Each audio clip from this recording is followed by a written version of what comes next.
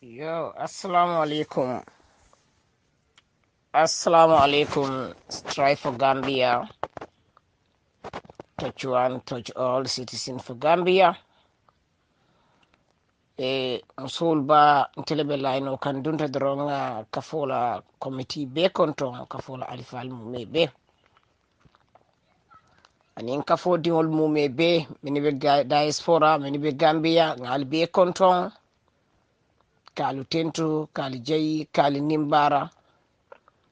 kala moy lal fanam be konton baddiyamu lalu min be forumo balunde kan niyamu e molu be lamoyla molle kadiyamu otombe odiyamu lalu fanan tentula be jayla mbe apilla Gambia dingol be min be Gambia nin Gambia e bantala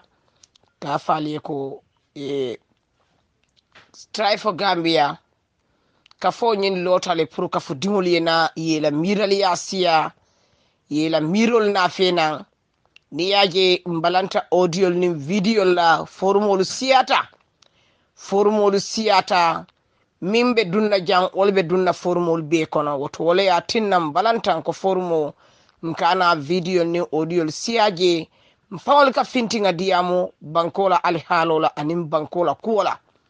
woto mkuku mayari mbaleti woto diaspora nkolu Gambian kolu minika diamu grupo nyin kono bankola tanyatola anim bankudi won lube kola ya min kono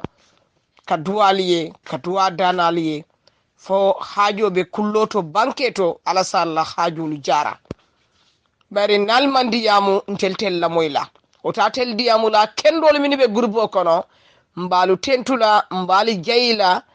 mbal ay ala dani laliye hajo mimbe kulloto banketo fo alasalla hajulu jara surtout strive for Gambia la committee surtout strive for Gambia la musu jatolu mini yalon ke be Gambia banko kanjang na sister solu mbali kontonna mbalu nimbarala mbalu tentula mbali jayla broda solu mini fanam bi jang ibe Gambia suto nintilo ibe diamola mbalu tentula mbali jayla mbalu nimbarala Gambian kolu mini fanam bi jang ni yawo enteli be diamola molle ka diamu gurbo kono bari ni mo man diamu enteli be ben dahalale oto wala na diyamu lalu tentru nin jayro nin duwa baliye lamoyr lalu fanan fokawol tentu bayre nin atrako ibe diyamu la mobi ke lamoy woto ila diyamu na fatala woto mi fanan be formo balundi kan ka duwa o fanaye anin ka duwa lamoyr lalu beye fala sambe kanda alasa kanda fa bari min kumayata wala mo mobe sakata nka diyamu gurubo kono bi gambe be tembe damen to bi diyamu le se Gambia bondi nkali ala mbekuma kelin fona Gambia no le mini ka fo ngandele wallahi nin ayatarante diyamu kan Gambia dingolum be kuje la nyala wonte nyinti bari nin diyamu kata programol ke radio to ka nyusul samba radio to mi yeni e kuya ya samba radio to nyine yatinna bi hani sa intelibe min kono alhamdulillah woto ngal konto ngal tentu ngal nimbara ba fulal be ko assalamu alaikum wa rahmatullahi ta'ala wa barakatuhu wala baraka. Assalamu alaikum wa rahmatullahi wa barakatuhu, my fellow Gambians. Today I want to take a few minutes to respectfully ask you to consider the candidates that my party, the United Democratic Party, is fielding for the upcoming mayoral and chairperson's elections slated to take place on the 20th of May. Each of the candidates we are fielding in all of the regions, to the person and as a group, exhibit characteristics that you would want in a good leader. They are capable, they are honest, and they are hardworking. And the testimony I'm about to give is born out of my personal knowledge of their qualities. Those who are running as incumbents, and that would be the Honorable Lord Mayor of our nation's capital and the first woman to occupy that position, Ajaratu Rohi Malik Low, and the Honorable Talib Ahmed Bensouda, who is the Mayor of KMC, the Honorable Landing B. Sane, who is the chairperson of the 𝒚𝒐𝒖𝒕𝒑𝒑𝒔 Area Council, the Honorable Lamin Bojang, who is the chairman of the Kerouan Area Council in the North Bank region, Honorable Fode Danjo, who is the chairman of Basse Area Council, URR. Those are the incumbents who have served full terms and are running for re-election. In addition to them, we have two new candidates, and both of them are for CRR. One is CRR North, who is the Honorable Alhaji Silla, and CRR South, who is the Honorable Malik Sow. These are the new entrants, but each individual candidate brings in the right skill set, the right commitment and dedication to public service. For the incumbents, I ask you to evaluate their records in office, beginning with the mayor of Banjul, Ajirohi Malik Law. She inherited a council that was bankrupt, that couldn't even pay their NAWEC bills. They had multiple accounts open with different banks, each of which was overdrawn. Within a short period of time, she was able to overhaul the finances of the municipality, consolidate it, and despite all of the challenges that she faced, set up a good management record that has seen their revenue stream increase, their arrears paid, and then a totally retooled city. She has also leveraged her position as mayor to seek and successfully get the presidency of RAFELA, which is a transnational organization under the auspices of the United Nations, and the benefits that are attendant to that position are in the millions of dollars in potential for our country and for the city of Banjul. She has also worked with the European Union to get direct investments to this city, and has also effected a lot of community projects within the city of Banjul. So, going by the merits of her record, she is worthy of your vote. She is worthy of your support, and she is worthy of your consideration. And if re-elected into the same office, he will redouble on those progress and move the city forward, and then carry the flag of our nation in all of the international fora where she is respected, she is admired, and she is fully engaged because of how highly she is regarded by her colleagues and the people that she is trying to convince to come and help us as a country. And if you move next to Talib Ahmed Bensouda, who has revolutionized municipal government in the way he brought in innovative modern management techniques on how to run an institution. And today we have seen the effects of his unifying and very, very, very efficient approach to running an institution. KMC has delivered on all aspects of municipal governance. They fundamentally reorganized the structure of the council. And he has more than doubled the revenue that comes into KMC, and has started numerous projects, the flagship of which is the Mbalit project, for which residents are very grateful. And for the first time, he's bringing in direct international investment into the municipality with partnerships with the European Union and other entities who trust and value his capabilities. And he is bringing in a state-of-the-art library. He's engaging in creating jobs for the youths. He's engaged in maintaining social cohesion. And then he has a very ambitious second-term agenda for the people of KMC. And then moving over to West Coast, which has been derelict and dysfunctional because of the bad leadership that the council has been saddled with for the past 5 years. Thankfully for the people of West Coast and for the country, because this is the largest region in the whole country, with the biggest potential for all aspects, from revenue to development. But all of that has been squandered. But we are grateful that the primary author of that dysfunction is no longer in the race. So to some extent, the good people of West Coast have already secured a partial victory. And then they have also delivered a very strong mandate for UDP, giving the party a very, very comfortable working majority. And we are also doubly fortunate to have the Honorable Yankuba Dabo, whose passion,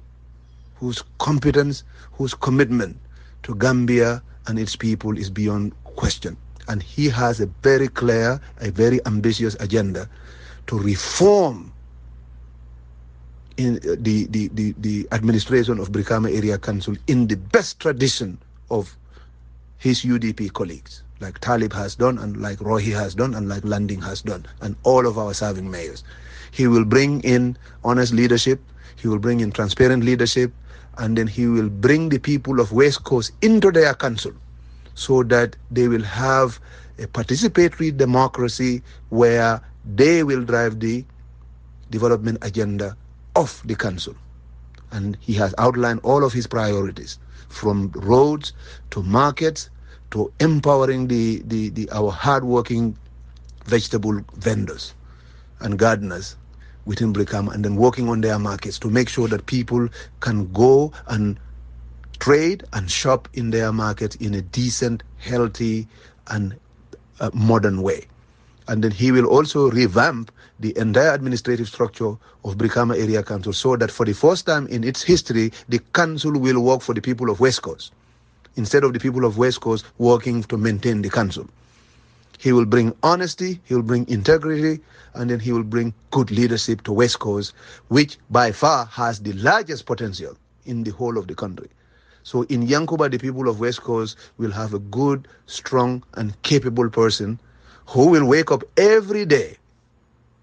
and be in the service of the people of West Coast, because that's what his life is all about: serving other people, making sure that people are getting what they are entitled to, so that the municipality will work for the people. Change will come to the municipality. And with Yankuba, that change will be remarkable, and then people will feel and see the change in the council and in their own lives, because the council will be about the people. Further down, you have the Honorable Landing B. Suwaneh, who the people of LRR know and trust, who has delivered tremendous development projects within LRR. Despite the resource constraints, despite the population size constraints, he has taken the resources of the people of LRR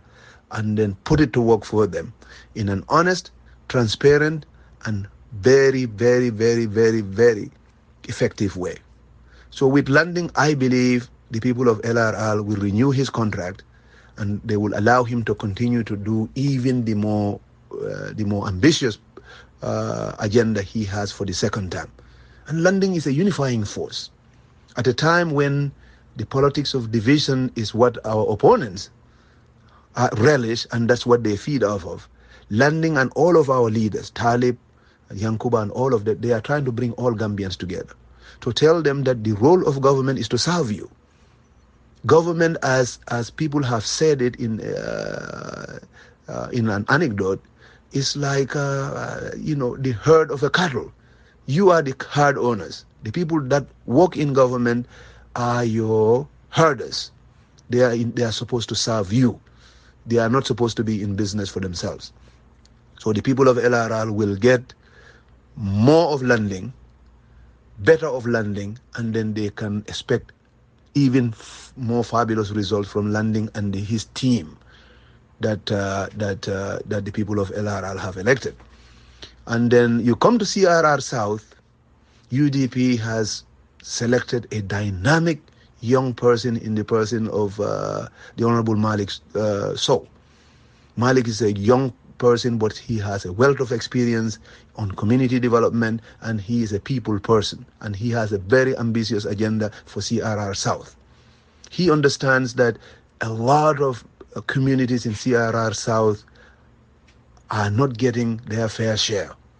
from municipal government, and he intends to change that to make sure that the revenue collection system is revamped so that leakages are stopped. And then he will also adopt the UDP tradition of bringing transparency, making sure that revenues are properly collected, properly accounted for, and then properly budgeted for to meet the priorities of the people. I am very, very confident that with Malik, they will get the vigor that comes with his youthfulness, the energy that he has, and he understands these communities because this is where he lives. He knows them, and he knows what their priorities are. And I am very, very confident that when they come to those voting booths,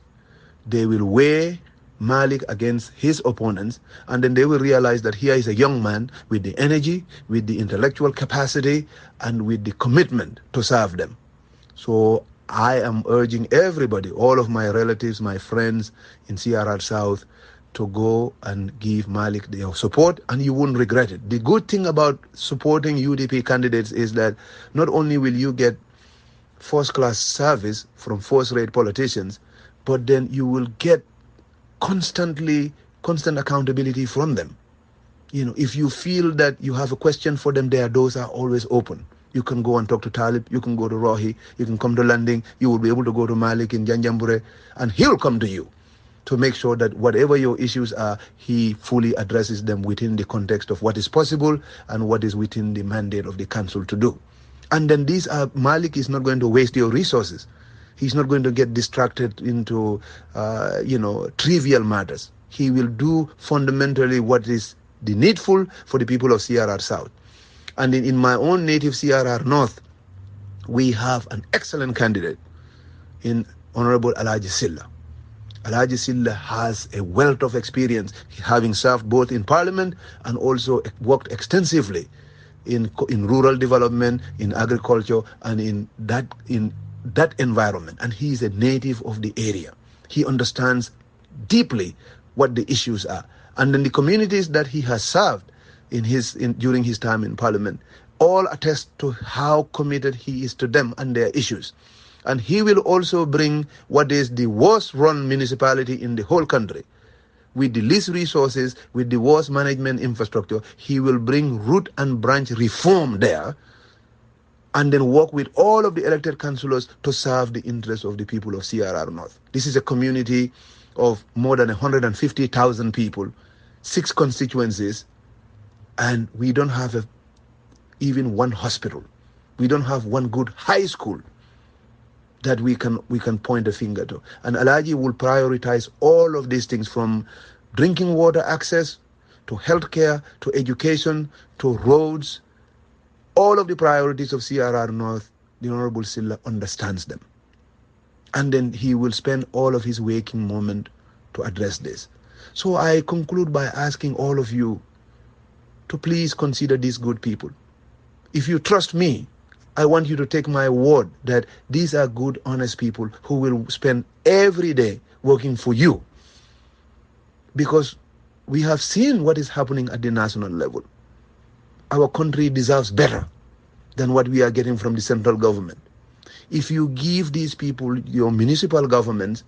it will ameliorate the difficulties that the central government is imposing on all of us. That is why you need to vote for these people, because they will be committed to you and your families and in your towns, in your communities, in your wards. They will do everything in their power to make sure that you get what you deserve. And then they will be there with you. You can go to them. You can go to them and then tell them what the issues are, which they already know, but they will engage you. They will have an open door policy, and they will make sure you get what you are entitled to within the constraints of what they have available. They will collect your taxes properly, and then they will tell you, here is what we have collected. And then they will say, here is how we intend to spend what we have collected. and then you will be in the process included as a citizen. That is the way local government is supposed to work. They are going to be your servants, and then they will be at your beck and call in their every waking moment. I ask that you vote for them because I believe them and I trust them.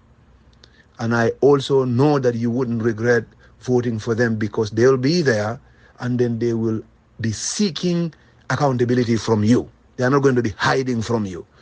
And then these are people of impeccable character. They are not going to embarrass you while in office. They are not going to touch a butut of your money. They will work hard and then they will show you what they are doing, and then you will be inside the whole process of governance. This is what UDP believes in. We believe very strongly in the principle of subsidiarity. We want government to be, that is closest to people, be about those people. And then let the people's issues be addressed at the local level. This way, whatever difficulties the central government and their incompetence and everything else that they are doing, it will be mitigated by these people. It's almost like an insurance policy, so that you can at least have the comfort of having people serve you who are committed to you until you have an opportunity to change this bad government in 2026. So I ask you to please consider these people. They are good people. They are honest people. I know them personally. I have engaged them myself.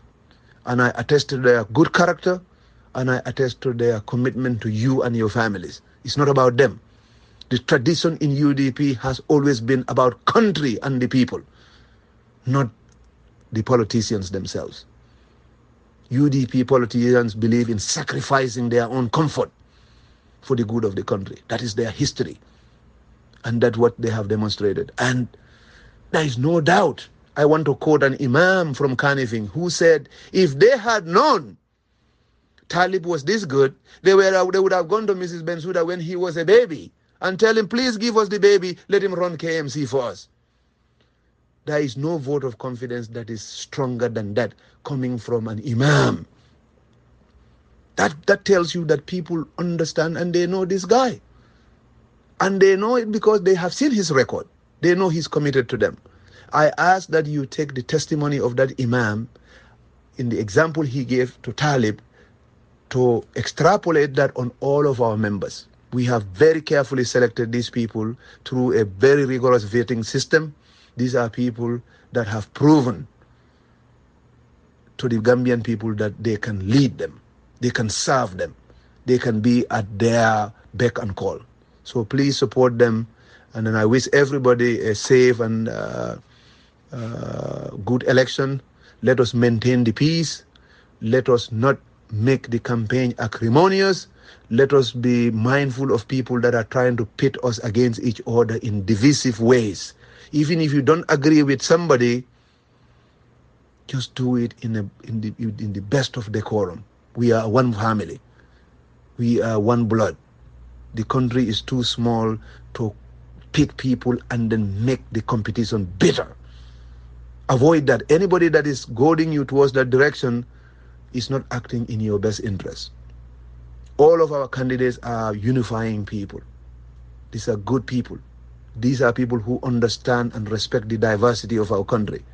They are not trying to tear us apart. They are just trying to offer themselves to serve you, the Gambian people. And I hope you find value in their records. And the new candidates, I hope you take my testimony that they are good, capable people, and then give them a chance. If they were not good people, I will not support them. I don't have a commitment to anybody who is not good. But these are good people, and I want you to take my word for it that they are good people, and please vote for them. Thank you very much for your kind attention. kon harama majjog ma taxaw kon asalaamaaleykum wa rahmatullahi wa barakatuh maa ngi leen a nuyu yéen yëpp man nag suma wolof bi seddu bu baax waaye first I would register my sincere appreciation to the Progressive Advocacy Group. Yeah, I will be trying the English and then blending it with Wolof. Groupe la boo xamante ne bu ma déggee tur bi rek dama kontaan mooy Progressive Gambia ñun ndaw leen waaye fu ñu fekkee Gambia dafa mel ni ñu ngi woon place boo xamante ne dañ ko gisee we are stagnant waaye léegi suñu commencé di am ay xalaat boo xamante ne dafa progressive loolu dafa jar ñu joxante loxo gis ne Gambia dëgg politique ancienne boobu noonu mu ngi try di weccoo pour ñu dem ñu am loo xamante ne mooy développement suma kontaan bi nag maa ngi ko jox jigéen yi because soo xoolee fii majorité bi yëpp jigéen yi la bantaba jigéen yi foofu lañ nekk tey jigéen yi dañu woone nag liggéey bi ñoom ñoo ko moom moo tax ñu ñëw in their large groups seetun ban political party la roxi nekka seetun ban political affiliation la amee seetun ban type of taxawaay la am waaye taxawaay bu jigéen yi loolu moo concerne jigéen yi moo tax ngeen teewee fii tey su ma ngi la naa wax thank you so very much loolu su weesoo nag kenn du leen wax yéen fii lan moo leen indi fii foog naa honorable wax na ko fii mu ne soo gisee yéen ngeen ñëw fii tey moo tax liggéey Rohey Malick Lowe moo leen ñor taxawaayam bi pour dimbale jigéen yi nekkul dimbale jigéen yi rek waa dimbale Gambia parce que Rohey man dama dee gis is not a mayor for Banjul alone Rohey is a mayor for the Gambian people because soo gisee nga Edward Francis Small Teaching Hospital tey nekkul Banjulan si rek ñu fa dee dem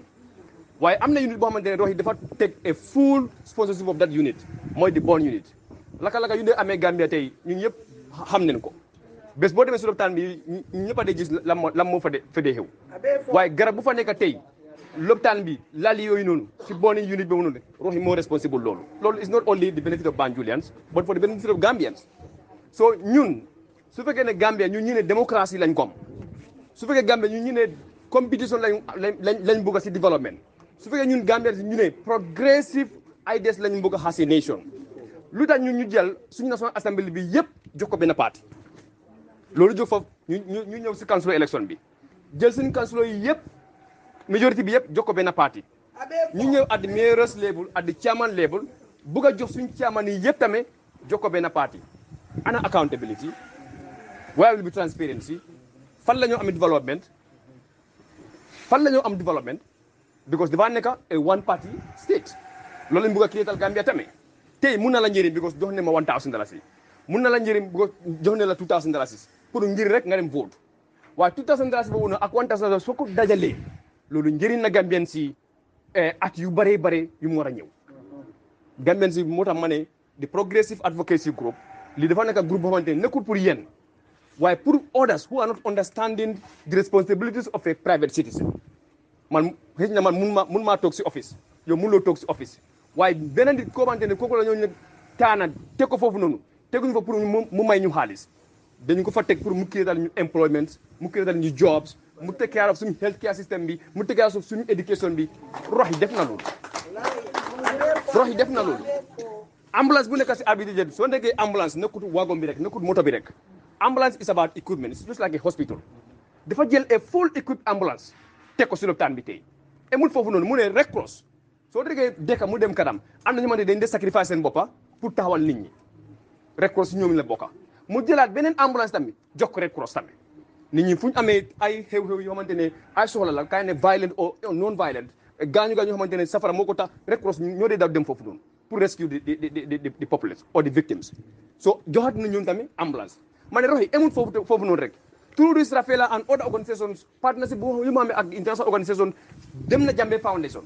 mu joxaat fa an electronic beds boo xamante Jammeh Foundation ñu ñëpp ko dee dégg am na ñu dee jógee ifin Fooñi am na ñu dee jógee di Kombos comme the Jammeh Foundation in Bundung boobu nekkul Banjul rek moo dee benefit foofu so Rohey is a mayor for everybody moo tax man as the youth president may ñëw fii boo déggee tali waaw dégg la tali waaye Rohey man mun naa count 4 tali or 5 Rohey moo ko bil fii balaa di central government di concrete fii Rohey taxaw na moom moo dëkk di first person mu taxaw ne mu ne contract bi wala liggéey bi bañu ko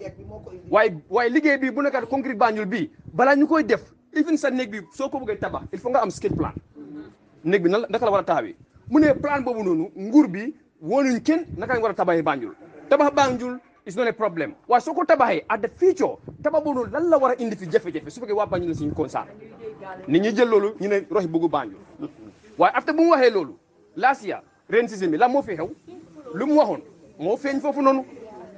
35 lañu waxoon initially ñu ne ñu ngi construct Banjul waaye léegi the contract is consuming more than $40 million. More than $40 million the contract is consuming. fan la xaalis boobu nu ka di jógee taxpayers money so ñu ngi continuer di fay bor upon bor ñu ngi continuer di fay bor upon bor xoolal nguur bi su fekkee ne ñu ne dëgga dañuy mandé nit ñi président Adama Barrow ak nguur ak MPP am tey su fekkee ne amuñ female candidate et female aspiring candidate waru ñoo compete Rohey Malick Lowe su fekkee ne ñu ne jigéen ñi ñooy ñor waaye soo gisee ñu ne seen taxawaay bi as women dafa baax mooy ne ngeen save the position of the women ngeen save the leadership as far as women are concerned ngeen make sure Gambia is in a position whereby aduna bi dinañu seetlu de Gambia tamit mu ngi indi a gender equality balance leadership system moo tax ma mën leen a way du yéen li ngeen commencé nii na yaatu nañ waxtaan nit ñi balaa ngay jël council election bi rek 30.250 million dollars la dugal si council election rek basically ma ne 70 xale yi ñoo fi dee 70 xale because of acute kidney injury ñu ne ay garab ñoo fi dugal jógee India because of only a medical testing machine moo fi ñaaka 35 million dollars mun na jënd 3 or 4 equipments moo tax mun nañ check suñu garab yi na fekk ne yóbbuñu ko Ghana yóbbuñu ko Nigeria yóbbuñu ko South Africa lu tax Barrow mu ngi jël loolu dugal sukkal su la élection rek su fekkee kii mu ne dëkk bi moo ko ñor kii dëkk bi ñoru ko lu ko ñoral mooy ne naka laa mun a entrench suma boppa in the position of presidency in the interest of who the first bu mu amee mooy ne bu mu toog président yi balaa ñu eew ne ñu ne tabax na Mankamakunda lu mu tabaxee Mankamakunda fii tey Banjul néeg boobu noonu man Basse laa jógee doomu Basse la man a Barrow yëpp di seen place lañ jógee waaye ne nit soo gisee luy njëriñ dëkka ma ne xeexal pour nga am loolu boo sa njëriñ la soo gisee lu yaaxu dëkka wake up and stand because loolu baaxut si yow su baaxee si yow du baax sa doom soo gisee nit ñi ñu ne 24 years of Jammeh Sulóoli ñu ngi ko yaa nekku dañ bañ Jammeh waaye that was a system that we also noted tey ñu bari si ñoom yi sax ñu ngi rek lu tax gars yi def loolu Barrow façon système boobu la bëgg a indiwaat even though it's not only him waaye ñu ko suraam ñun xam ne lan lañ bëgga so ñun tam ñun ñoo xamante ñun ñoo dee vote nañ xam lan lañ bëgga nga am njëriñ tey ak sa njëriñ ëllëg sa doom yi loolu moo la war a génnloo ngir nga jël $1,000 wala $2,000 even $10,000 soo ko jëlee tey nga yaa sa ëllëg amul benn njëriñ so ñun lu ñu war a def as women as electors mooy ne nekku suñu carte yi de nañ dem ñu nekk securities pour ñu protect suñu carte doom yi ak suñu xale yi ak suñu dëkkandoor yi ku ko understand amul xeex amul xuloo waaye waxtaanaa moom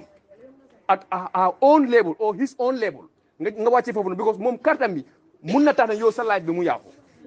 so try nga convince ko mais suñu indee xaalis amuloo choice waaye sa karta bi bul kenn teeloo si sa loxo suñu indee xaalis loolu is not your fault waaye soo demee votal for something that ëllëg mun na la njëriñ ak sa doom yi ak sa famille yi Rohey def try na fii de soo desee si bi side bi EU def ko jox xaalis fii xaalis bi def ko dugal yëpp si school yi fii la rek mu réhabilité school yi mu indi fa community radio mu sponsor more than 300 students mu jël sponsor xam na nit mais sëñ na soo amee jàmm sa loo doo dee am njëriñam bi jàmm su demee ba reccu la foofu nga dee commencé di regret ñun ñoo xamante ne dekkuñ Banjul fii ñun xam nañ njëriñ Rohey Malick Lowe because ñun xam nañ lopitaan bi démba naka lañ meloon suñ doom doon day ñëw school fii démba xam nañ school yooyu noonu naka lañ melee so moo tax ñu xam njëriñ Rohey Malick Lowe waaye yéen ñu ko xam ni léegi try ngeen def lu ngeen war a def ngeen waxtaan ak ñeneen ñoo xamante ne xamuñ ko ñun ay 30 years ay 29 years ay 24 years ñun ñooy di problems because xëy na man suma responsibility bi bariwut yow sa responsibility xëy na nga nekk 60 years 70 years nga ne man bariwul lu may dunda waaye xalaataan man ak ñu nekk suma rong yéen a war a ñu protect so ma ne naa waa jërë ngeen jëf lii is a step in the right direction the progressive advocacy group lii mun na aar Gambia mun na aar Banjul so maa ngi leen a waa jërë ngeen jëf fii laa war a thank you so very much nkali binna audio be manela bake Musoolu ba ntele be layno kam bi andu lafta kacala banko dingoli bari molu mansono bari na hadamadi yani moltabe nyokono telefonol ben na call na audio kontula e kontondir lal ben na audio kontula bar hanu doron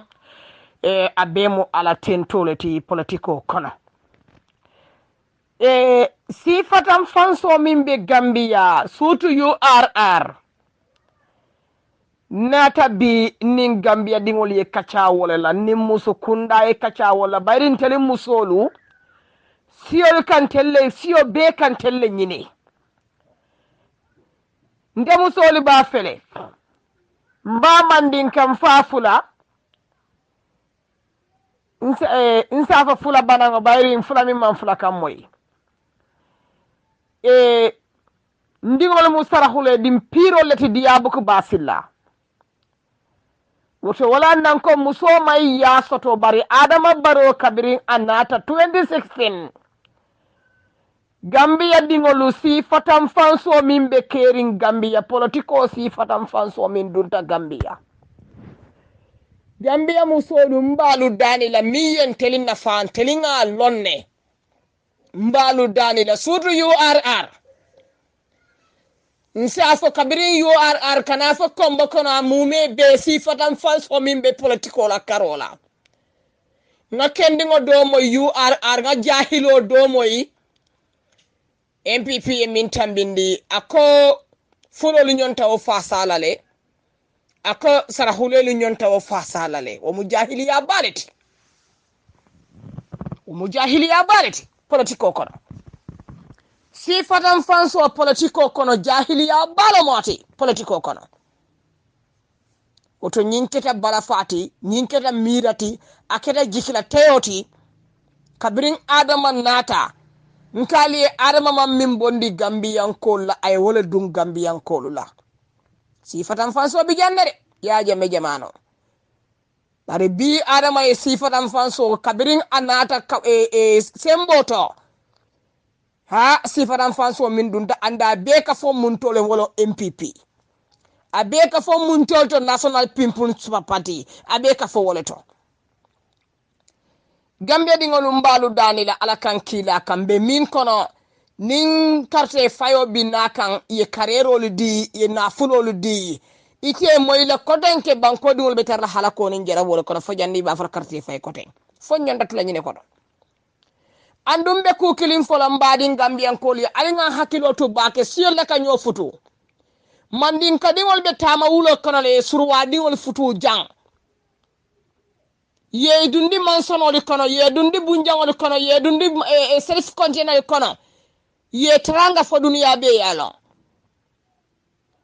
fuloli ye surwali futule surwali ye mandinkoli futule mandinkoli ye jola futule jolali ye mandinko futule mandinkoli ye sarahuleli futule sarahuleli ye mandinkoli futule hani baynunkolu ni be futu kanne siye futu o manna silak ntelle ka nyo baade ntelle ka ta nyola kulliyeto ntelle kam parenga tikol londi ka ta nyola hewdulal ton tele musolo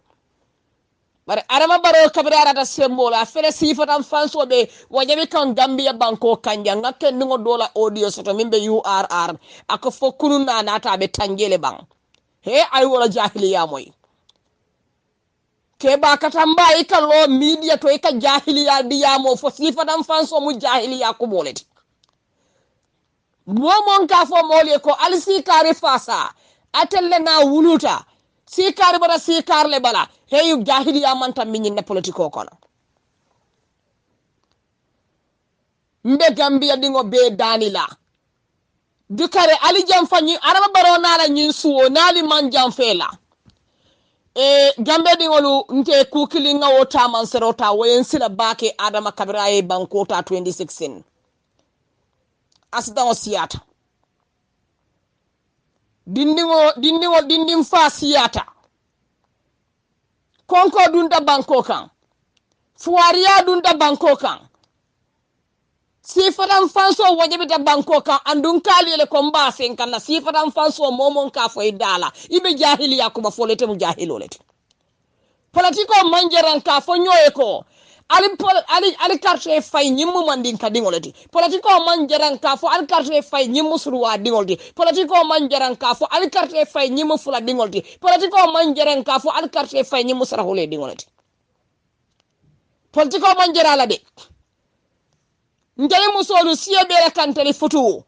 bi kelu ni ye musu nyimma minje ka parele hannim balantola mi di ka parele pour que fudu wala siye le kanyo futu alinga tulol fa nyin jahiliya kuma kan walla alinga tulol fa politiko jahiliya la banko kan nim politiko kanasi ibe mbalito likola nim politiko kanasi ibe beroli yele mala silokan nim politiko kanasi ye project na fena nim politiko kanasi ye berolu la fo Gambia hani ibe tamakan ni singola isingo be ka takife ku isin kumba bete fente ka berol min la moli o berol nim politiko bandete do kula kabirin karte fayo mansi ye burufutu berola hani sa burufutu mando kuno kabirin be karte fayo mansi ye berol mini bela hani sa berol mando kuno hey Gambe dingul alfata sifatan fansola ngalu dani tribalism ka banko tinyala ka banko burukale momon kake sifatan fanso ila politiko kono ite mujahilo leti ni faade da kisara kantun siyol min ka nyo futu siyol min ka nyo bade siyol min ka ta nyola fengo beto ni ta koy ka wo siyol le fatan fansa pour ite la kunkili nafa kamala ila pati la nafa kamala imantra Gambia imantra ala imantra kilaye ibina kam fentebulu fenna fentebulu nimbi woli koy ka sifatan fanso ke jahiliya be wol ka kam bankoka ali nga fata jahilolu la nkali le ko misilimen na fiko wala jawiyata sukono setanoti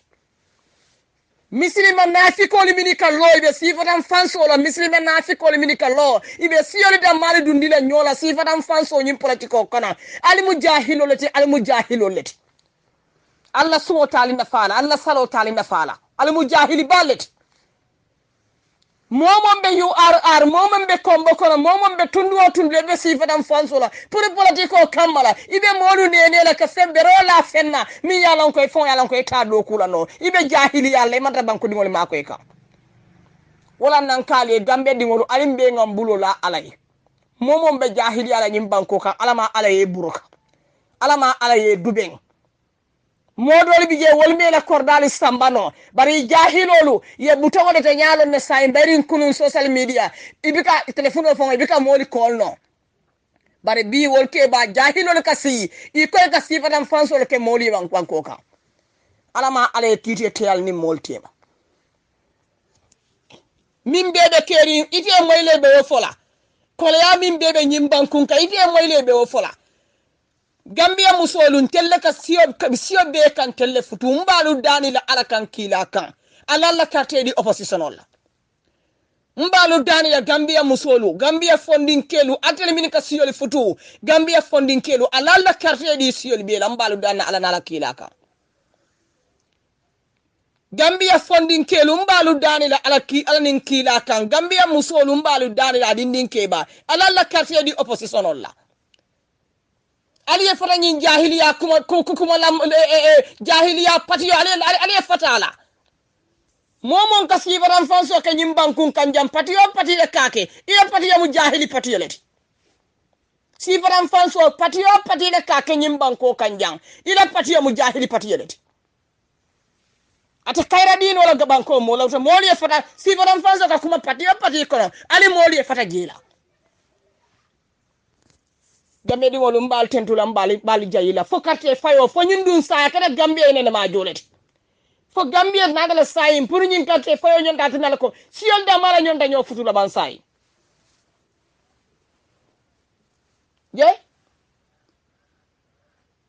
yemi randege man sibo ko be futula sarahuleli bari bi sarahule di wolu ala wala dinne fembulo ko binde sa sarahule yande sa hanye ngamba wala hani balanta ya fonda ta hanyina ngamba wala fula ya sa hanyina ngamba wala ndisa hanyina ngamba mandin kayala nimbe carte fayla damin tali bula yela carte li fayje mimbe Gambe di wol na fala Gambe di wol la yalo mi yena fa mimbe sirin ani mimbe sirin jumalle be jumana fa kan Gambe di wol yo wolonne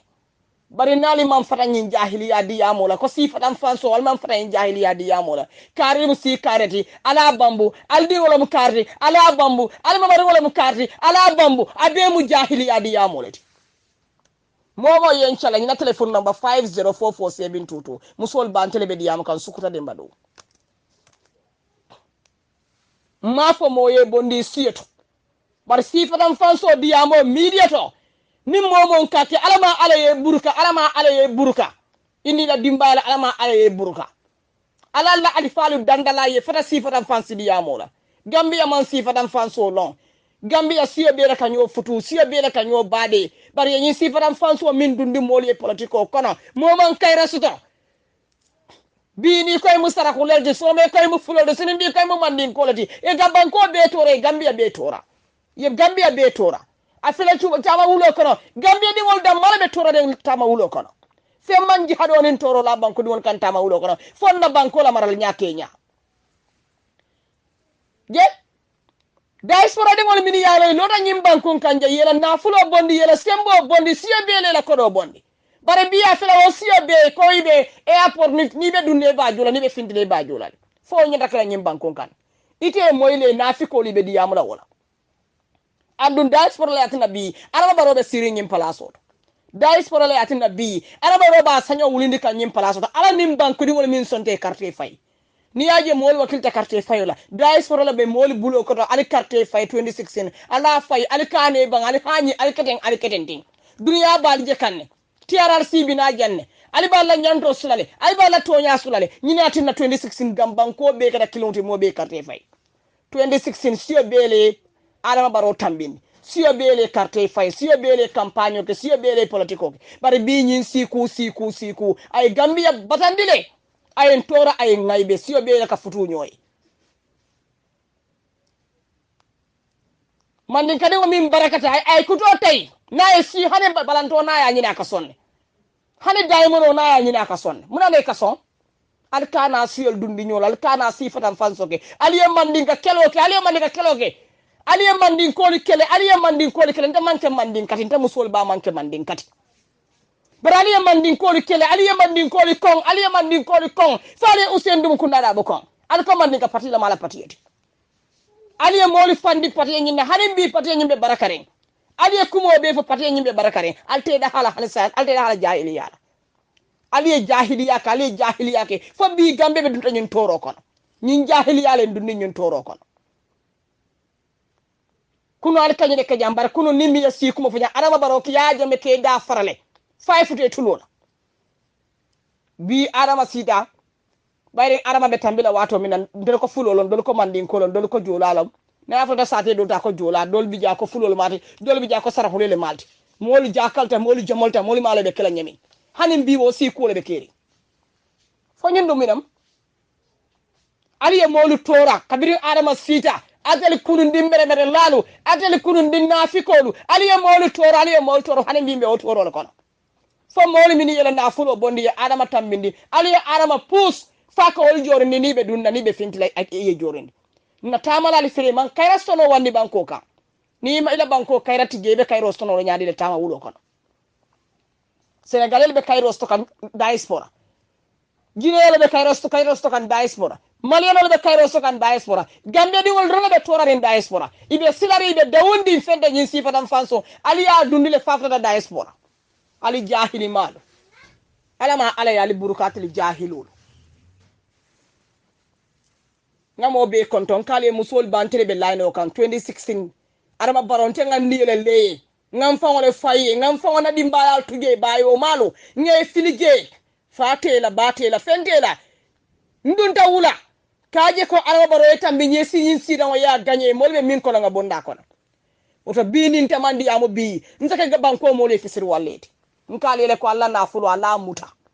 alla moto nyimmalu ali muta ala le watatel nin na fulo ni moto beti jongo ni man fa ala ya harge minna ni te masto idingo basto lale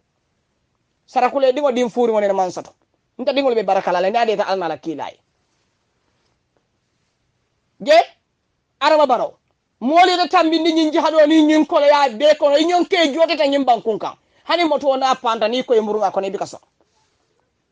ke jatole musu jatole woli yete tambindi ye ya indi ke wafi dole ya bara musola meeting ko hari kelo mat pi ite kana gambi e ko e gambi le ko ka ika UDP la hadanya tere de gambi la hadanya kan ibe gambi an ko le jamfa kan ida diya mo benin politiko ida kumo benin hadanyiro ida kumo benin kampaniro ida kumo be bini moli be tan no kay be sifatam fanso le te nyante bulo le kilikila woli yele arama baro banko ni woli yetam mini 2016 ko ale sono man nante musoli ba gambia be en sede anning oje jallo findita nganni ya wafi ngani e pula kuranga bala nga fa nga balu bar kuwale sono na nyim banko kan ali nga adama tambindi ay gagné banko di wala bonne nyinji hado kono kuwale sono na ngani la ko tenki fo nga man toro so to kono ndigol bayo do man ndigol ngay fili koma biite da takke banko jawote ni molbe kuriyale la man sakunda kono te bulo liklikile ni molbe kuriyale la man sakunda kono te bulo dundi de nyaali kono bare ko hani iko data mo soron leta mo kitindila iko ite be fenyino la kantilo kumo min firin wala mi be fenyino le la bare tumando e balna ko nyim fengo Allah ta'ala le tamu nyim place mo ala ta'ala tanin gambe di ngol nyenin ala to ala ma ala e kitiyo tenin bitti molu tema ala ma ala e kitiyo tenin ya jambe molu mini bute ala ma ala e kitiyo tenin diaspora tema ala ma ala e kitiyo tenin gambe di ngol mini jihado ke 2016 siyo min be tambinde ala ma ala e kitiyo tenin be tema ntele ngela duno shi kan adi ala na ala kilala ala warta araba baro itenin telebeti foni mambate bar nim batate alama ala wala nan ko moye ko mini batata alama baroye alkana sonna fulumu dala alama barola man sakunda alanin ala tu aliya adi alala ala sakiti yote alama ala kiti yote ala baraka strive for Gambia touch one touch all citizen for Gambia ngamo be konto musul ba sukuta tele bali line kan ala baraka bak ngako le soto na audio kontuta Musoolu ba tele be line kan Gambia dingolu nata kotenke Gambia dingoli yembalu dani lambe karte fay wato le kono karte fayo min kumayata mbe karte fay wato le kono karte fayo min ya lonko ala kumaya mbina wole tandi kanga la kantu musobe mbulu musobe UDP bulu opposition wole bulu kono ikafo mi rohimali kilo mi ya nyati lin rohimali kilo la na fulo min bina kan pour Gambia Musoolu ye muna fangala min yonta wo tinyan na alin kana songala akuma ne nyako tenk alin kana song wo ko nyi min ba tinyala alin kana song banjunun kolo mbalu danela ning adama e kartle fayo binasi la kodo bondi aya dialla atalla sulan kolon na kodenke atalla bata dalon na fela manna baluo hati amanna jada kende hati amanna sichoti hati KMC talibe min bondi KMC kolu kam mobe ya lonne gambe dingolu alinka na fili kabirin adama sita 2016 Gambia dingol be ni kuyani ni toro drande kono bari mantara ni diya kono balu wala kola ya kamal jata kende amanna bini man balu jato man kende ay man security soto ila balu man na fasato Gambia be nyimbe kumbola mbe Gambia dingo be dana surtout ndali musukunda ngalu dani aro baro na la suula boxo du kare carte fayo min binaka mo kana foka man kuma yanta fayla mo be ta carte fay Yankuba Dabo alinga ganyandi ganye min anne manke West Coast region alinga ke Yankuba Dabo la Gambe dingolu URR nkolu nko candidate kononto min bebe lokan du kare nyin carte finala alinge be ganyandi no opposition olu ali carte dila ali MPP na la suwo bari carte ke sola nin carte fayo kana siye bambankola na fulo be bondi kake kadi molula nin kate fayo tambida banko moli e jihadi e halaki bi Gambia ani gimi e Gambia kununje nimi e Gambia kununje nada Gambia bije Gambia nyonte bala falali oton tole Musoolu mbalu danila wa alaikum salam hani abantala Yo, nimbota woto Musoolu ba ntele strive for Gambia, touch one, touch all, citizen for Gambia. Natale dorom banko dingolu naliye kacha. Niaje nkadiyamu Gambia dingolu, nyindi ya inko ning ayatara ko adama e makato bay, adama e lafita kuto Taylor Gambia. Kunu 2016 mini dia mutai dunta ejo ya julo kunti kaoda binyon tatara woli e fonyonding minimum karte fe adama e wolle nyonta continue la katonya keso fo adama e bare gambe de ngolum be ku kelin folali nyinkatan teliye balafati akete gambia e jikla teoti ika mislima kebali je gambe de ngolu balafa be gambia ika mislima alifa kebali je mini fon ko fon kumandi mislimolu la ika na fulo landi tabulo kam puro na fulo nyonta dile tellala inyade tonya la nyonta tonya min fole na fulo ya tinne de tonya fonole wala nan kale ko muslime na fikole jawya bata hani wala ko seytanoti muslime na fikole jawya bata hani wala ko seytanoti wala tinna gambe dingolu alla nyindi ya momin alibala ikateli mini jala e social media kalibe diya mola alla yindi ya mole adama sindi 2016 andalla nyindi ya mole be adama jindila wallahi gambe dingolu albe tulun kan social media la bar social media le fanambe gambia bola kantu nin social media man soto araba baro wallahi wala be tambila yaya jammila bara tambita la fan a tambita la fan bayren kunun yaya jamme moli ye kelo wulinda kama ngunela wala munyinti ko moli be ya faale imagine agenda support bankola muna fan feo adama ka yaya jamme ka ni mo la mini yalan fan ko moli ka bulak aniru a feol kono le mini mantara ya adama barola agenda support kan bare adama ba yaya jamme muna ya tinna nga falin ka ke ani adama baro falin game dingol alin kana nyindula la adama baro fongola nan kay ko kabra ko suku ta fani ketan ko adama baro ba fongola jabi kan abe nyindi yamo aba fongola la kumo dol bije adama kefo adama bala man sakunda ba fongola la bari ni man trata ku kay be kumo doli fole te nyonto wala la ko te be fongola la je game dingol muntu mala suku da fonka nyina kunu mol bota min kono muntu mala enteli nyonta nyina lam bota min kono mo fale ya tinna nga adama baro nga mulunta falin nyoya ya jammela nin do ko wala munta falinna ka bala faso ta banko di ngole nin wala munta falinna ya jamme nin sefa seta ka fala ko nin sefa manji alballa birol be sonare mbe biro yelelale nin senegalal ko be tuluna gambe di ngol la ka tandila ko alla fita min kala jangata kala nyinkirol mi misal ngol nin kidol mi ka fay foñi ko nin ya jabe jamana la wallahi atakila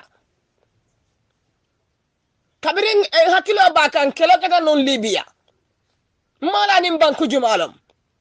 bari ngamira gambia kata banku folot yaaje me pleno ki kata la molu kamanangi bari yaaje me lo pleno le bi hadumo kamala araba barona man sakunda cika ya wafi hadumo le yatinna ya wafi nimbi wo pleno bi jambi ton dum gambe di wol mi yalan kebe hado nin toro kono sudan ton dum bi tata gambe di wol kamma anda sembo bela jannabe ko di boto nin ko di kontena cikala ka ke politiko kono araba nyonta mene sula sula fa nay bala fasko gambe di ngoli ate yalno ko sudan fitino le bige banko di ngol min bige ta mol kamana nge banko mol bela mol bonde kan sudan wala nan kale gambe di ngolu alinga nyaaye le social media lota gambia le de social media nada gambia le malon fali wolonne nin social media mansoto aramba robe kula lan telikan billahi yani falo fontarno la dunola because malo fali adama mankuto jela adama dol jewe ya jamet adama barolo jew ya bada katambi ya jamela 26 ngani fali mbe to ko don kale kalbe ni adama baroni ya jamet falinna bari adama la be gambe jam fala katambi ya jamela ya jamet gambe jam fare ya jamet ka molle fa modol fa da fo tiarasi ya findide ko ya jamet modol kala moto tilimbali ya min bekata yaaje mele man sakunda nyine ya tinna moli fara yaaje mele bar yaaje me fonfenje wandi banko ka nim fen kendo lamu aka mire la ina la banko doli yaaje me birijo lo janne fe kay babili mansa bar birji kilinti je moli e minjo birji kilinti je moli be minjo kam bar araba sigale ay birijo mini belo mol fe bibe be joka ay birijo mini bejo birijo mini belo mol fe be birijo be joka fonyi matali balafa mano dabe la fala lungolo baluwo dabe la fala lungolo gambe di wolbe jakallim molbe jakallim baluwo la karola hey man sakunda min man baluwo sambano aman jata kende ya sambano aman tanko sambano hey wonyon ta jidale molu mo nyonna sila adama ka fuko sallu wala ko mfarna wato be bannale adama wato nyonta bannale kabirin na man pare ala wato e ban fero ko na nyonta banna koro ko because adama man gambia sambano aman gaminol tanka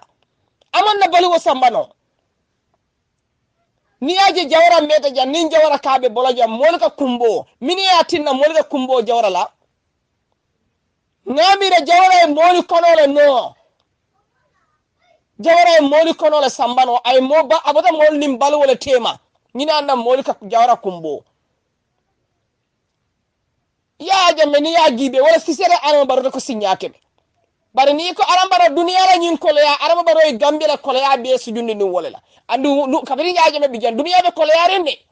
kelebe duniya kono le yaaje mabbi jan kelebe duniya kono le bari aro kamine ke bankola na fulu aka be cika du ni politique kilo kunto banku di wolbe konko kono banku di wolbe toro kono be ngayibo kono minima sindi wati kala muda ka cika ka di wolle la sangosan araba baro mini ya taminda ka wol jam fal e muna gamedi ngolu ni ikmandin ko kebadi bi kono lola ni moli malige ali nyon tali fango jela gamedi ngolu nyon tam fango jelale ali mbe nga pare nga kekkan kilingoti hani mini be e koybe alama rola ka fole kono kadun adam baro man pati soto